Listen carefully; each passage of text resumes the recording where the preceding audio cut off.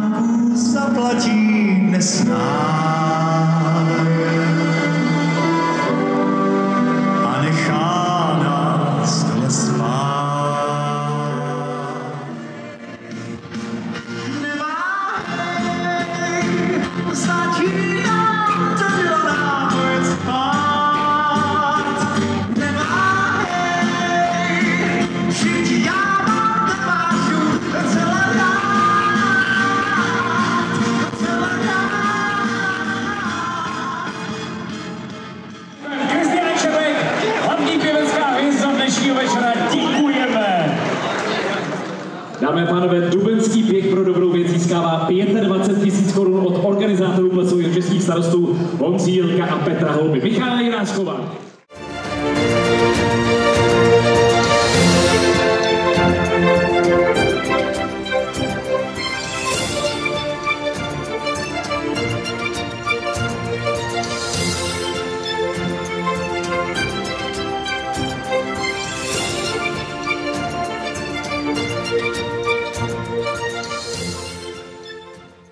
Zdraví a za rok tady na 12. plese